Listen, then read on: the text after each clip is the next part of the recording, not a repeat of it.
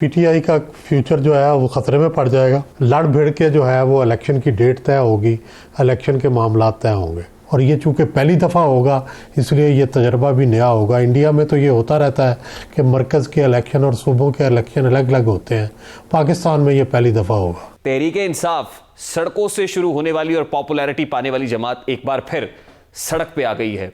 ये तहरीक-ए-इंसाफ की कामयाबी है, नाकामी कहेंगे, या फिर आप समझते हैं कि तहरीक-ए-इंसाफ का नया जन्म? देखिए, पीटीआई को सड़कों की सियासत तो आ गई है, हम सब मानते हैं कि वो सड़कों की सियासत पे छाई हुई है, लेकिन असल बात तो यह है कि सियासी जमात वो होती है जो सड़कों की सियासत जिसको आती हो, लेकिन जिसको हुकूमत करनी भी आती हो, जिसको हुकूमत में जाना भी आता हो, जिसको अपनी कामयाबियों को समेटना भी आता हो।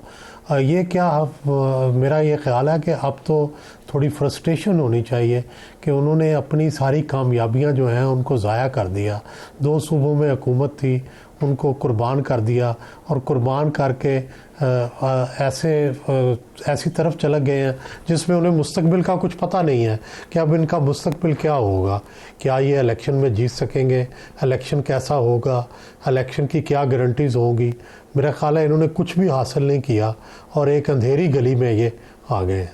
सुहेल बड़ाई साहब, 2 असम्बलियों को डिसॉल्व करने के बाद इमरान खान साहब ने एक फातिहाना अंदाज में खिताब किया था और उसमें कहा था कि वो शहबाज शरीफ की नींदें हराम कर देंगे, अब उनका अगला हदफ मरकज़ होगा।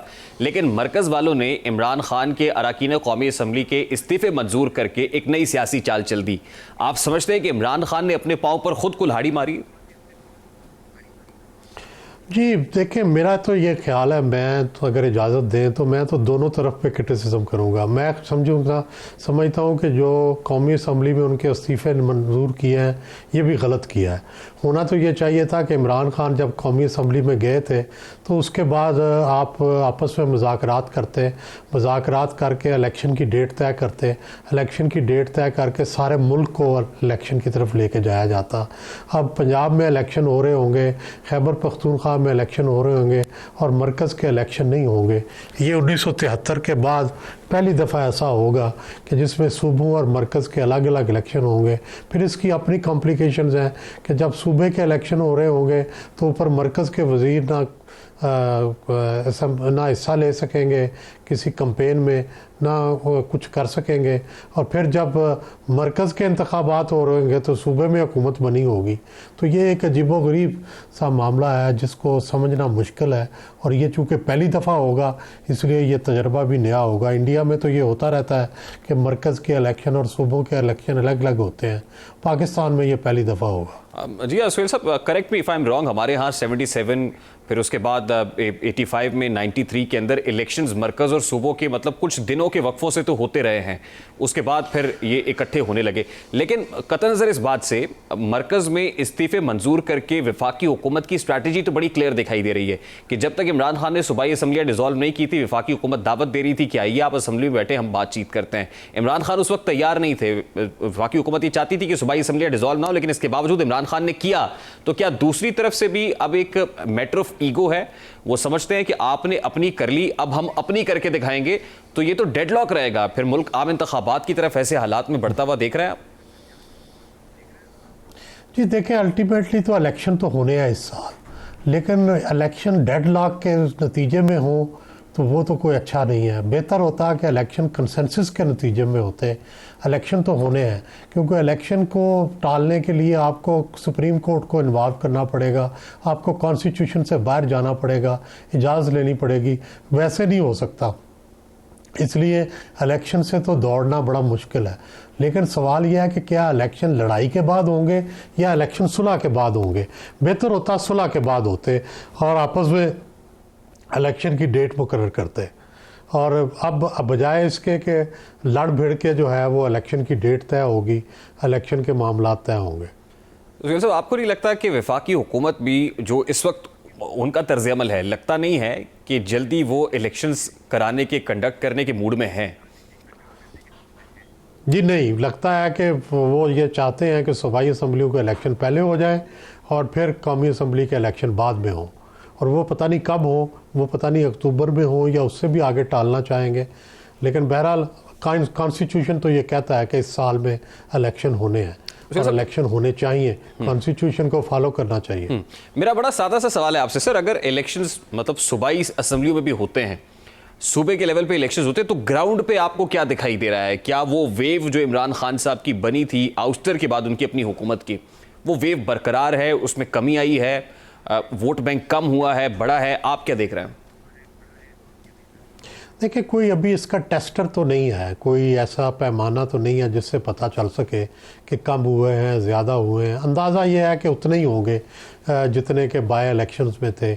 उसके बाद चूँकि कोई इलेक्शन नहीं हुआ तो इसलिए उसका अंदाज़ा करना मुश्किल है। लेकिन बाय इलेक्शन में साफ ज़ाहिर हुआ कि इमरान खान बहुत पॉपुलर जा रहे हैं। लेकिन ये जो निगरान हुकूमतें हैं और जो इसके बाद का मामला है, ये हमेशा उलट होता है। ये निगरान हुकूमतों की स्ट्रेटजी क्या होगी? क्या ये एहतसाब करेंगी? क्या ये खामोशी से वक्त गुजर जाने देंगी? क्या ये सिर्फ इलेक्शन कराएंगी?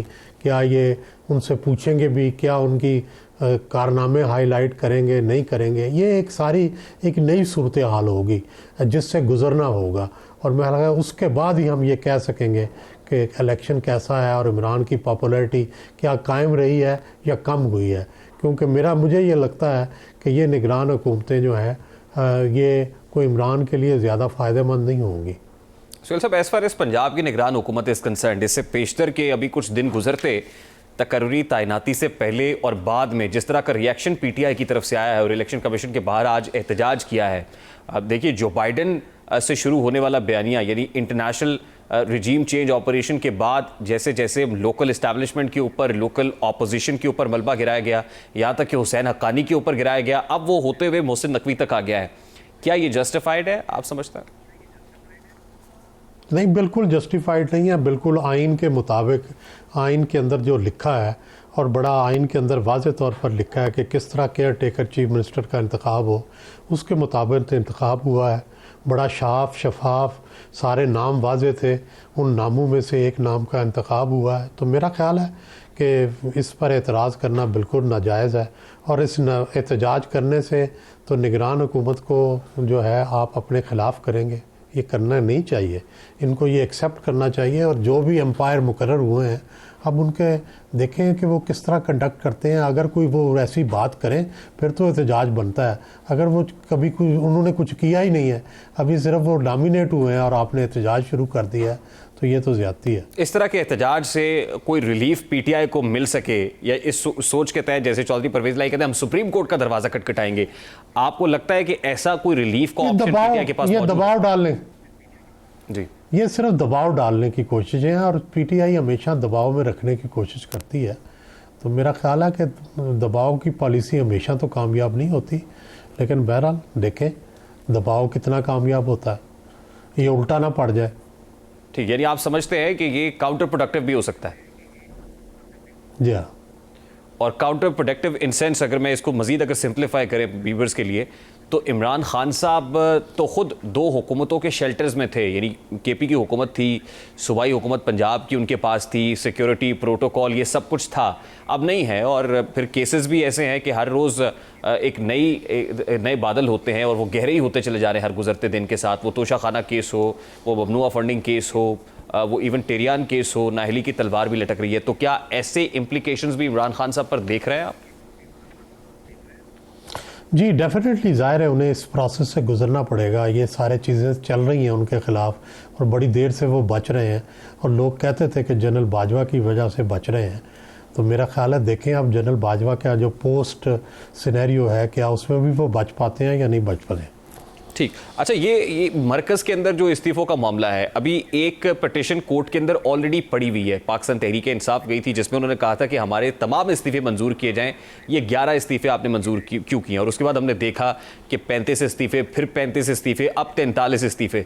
तो 43 तो कल भी कौमी असम्बली के बाहर एहतजाज कर रहे थे और उन्होंने कहा कि हमने ईमेल्स भी किए हैं स्पीकर को कि इस्तीफ़े मंजूर ना किए जाएं। तो आप समझते हैं कि यहाँ पर कोई रिलीफ का ऑप्शन पीटीआई के लिए मौजूद है कि मरकज़ में वापस जा सके? मेरा ख्याल है मिलना चाहिए। मैं ये समझता हूँ कि अगर इमरान रिकन्सिलिएशन की तरफ बढ़े और वो कोई बातचीत करने की कोशिश करें या कौमी असम्बली का दरवाज़ा खटखटाने की कोशिश करें तो उसमें उन्हें मदद करनी चाहिए। और अगर उन्होंने वो गलती की हुई है तो उस गलती का मदावा चाहते हैं तो मेरा ख्याल है उन्हें उसका मौका देना चाहिए। लेकिन सुहेल साहब, आपको लगता है कि वो गलती के मदावे के मूड में है? वो तो कहते हैं कि हम शहबाज शरीफ की नींदें हराम करने के लिए आ रहे हैं, हम वोट ऑफ कॉन्फिडेंस का कहेंगे, फिर उसके बाद रन ऑफ इलेक्शन और ये सब कुछ। 45 लोगों से कैसे वोट ऑफ नो कॉन्फिडेंस कर सकते हैं या वोट ऑफ कॉन्फिडेंस कर सकते हैं? ये तो वो इसीलिए गए हैं कि कौमी असम्बली में केयर टेकर गवर्नमेंट और जो इलेक्शन रिफॉर्म्स हैं उसके लिए हिस्सा बन सके। इसके अलावा तो कोई वजह नहीं बनती। अच्छा सुहेल साहब, क्विकली मैं आपसे ये जानना चाह रहा था कि इमरान खान साहब पर जैसे नाहली की तलवार लटक रही है, आपने भी कहा कि खतरा तो मौजूद है, और फिर पार्टी के अंदर भी सोर्सेज ये बता रहे हैं कि इमरान खान को पार्टी का पैटर्न इन चीफ बनाने की बात हो रही है। तो अगर जैसे इमरान खान साहब जितनी असम्बलियों के ऊपर इंतखाबात होते हैं, रेजिग्नेशंस देकर उस पर कहते हैं मैं खुद कंटेस्ट करूंगा, नाहल हो जाते हैं, तो फिर पीटीआई का फ्यूचर क्या देखते हैं? फिर जाहिर है पीटीआई का फ्यूचर जो है वो ख़तरे में पड़ जाएगा। पाकिस्तान में वैसे तो मिसाल मौजूद है, जैसे Nawaz Sharif pattern in chief बने हुए हैं और पार्टी को चला रहे हैं और पार्टी, लेकिन मेरा ख्याल है कि पीटीआई ऐसी पार्टी नहीं है कि इसको ऐसे चलाया जाए।